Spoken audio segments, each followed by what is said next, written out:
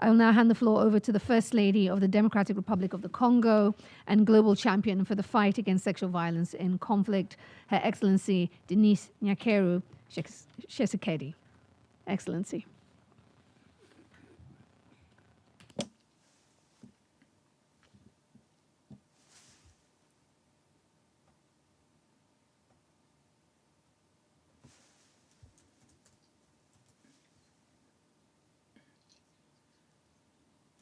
Excellency, Mr.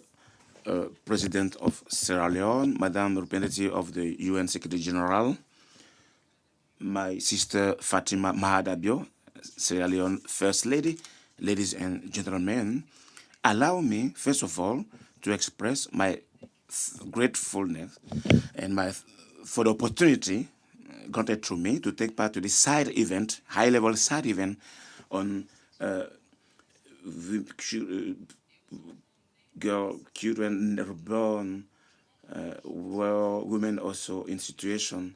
And I also pay homage to Julius Mahadabio, President of Sierra Leone, and to my sister Fatima Mahadabio, First Lady of Sierra Leone, whose constant commitment embody solidarity. I also address my thankfulness to Madam Pamela, whose leadership inspires us, showing that the dignity of victims should be at the core of our priority. I also salute and greet the presence of survivors despite their wounds. Find the courage to testify. Your courage is also our strength. Ladies and gentlemen, war has been made on the body of women and girls, leaving children born of rape who are innocent, and the society condemning double fault. These children bearing a heavy burden, trauma of their mother, and stigma of the community. They are called sometimes children of the enemy, children of the devil, even though they are only children of life, children of the nation, children of humanity. Their crime, if I can say, is to be born.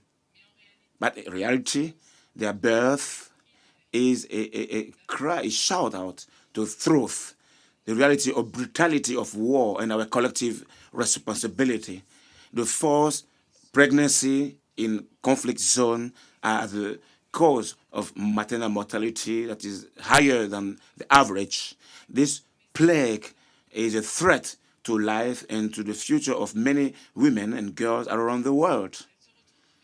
They are found themselves humiliated, marginalized, and the sense of duty and requirement need to lead us to encourage women and girls who are pregnant of conflict to also be happy to keep the children who are born from this situation.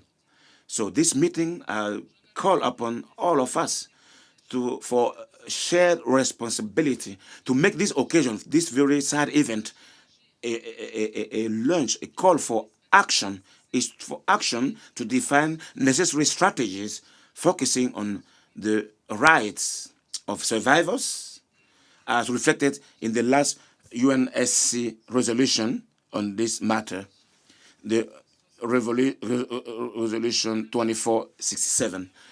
Ladies and gentlemen, allow me to focus on the experience of my country, Democratic Republic of Congo, that went through the same situation over 30 years. Our country is marked with violence, social violence, where rape is used as a war weapon.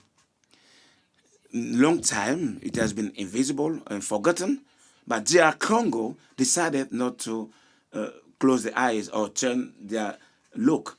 In 2022, we promulgated an historic law recognizing children specific legal status for these children.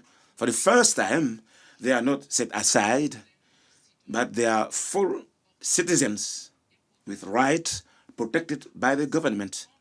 Because giving justice, making justice is not only to punish the perpetrators. Justice is also reparation.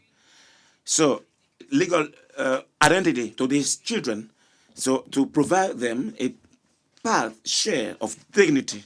FUNAREF, our National Fund for Reparation, is putting in place this political willingness, and we adopted a strategy which is quite clear, recognizing these children with a birth certificate, provide medical and psychological care adapted to their age, open the door of schools through scholarship and support, and mostly provide them inclusion and acceptance. Since January 2025, we recorded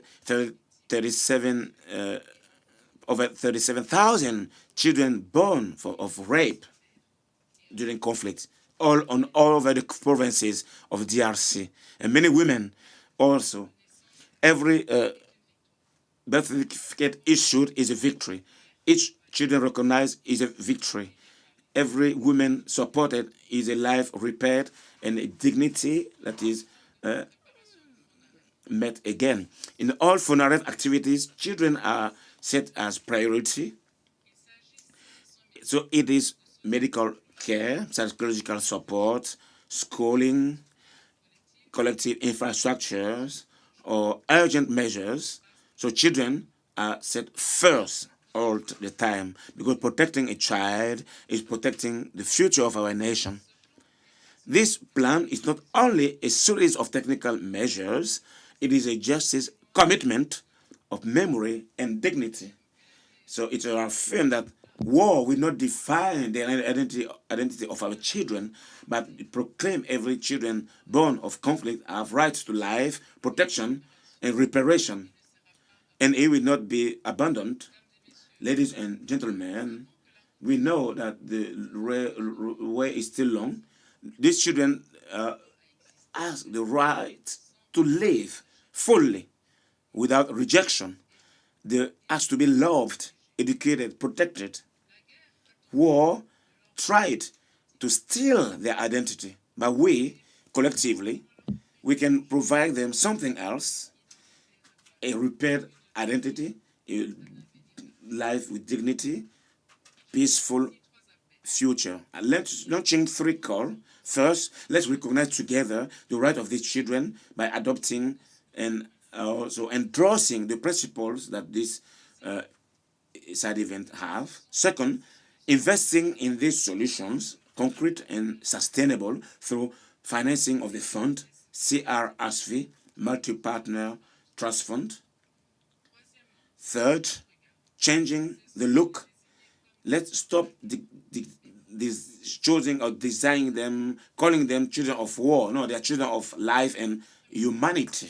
In my capacity of First Lady of DRC and champion in this matter at the UN, I make of this a personal battle.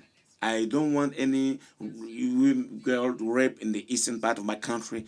No child born for war, conflict-related rape children should not be considered like that. So they have capacity. Those that are at war have also in the mind. Excellency, ladies and gentlemen, so we judge our generation, but not our speeches and narratives, but we judge through our actions. So these children are waiting for us to break the cycle of silence and indifference. I dream of a future where each children born of rape will be seen as or perceived as a child first, where every survivor will recover dignity, where victims will be protected, society will protect and love them. No children decide to be born in war, but we as humanity, we can choose to provide peace, dignity, and a repaired future. These children are not children of the enemy. They are our children, the children of life, children of humanity. Thank you for your kind attention.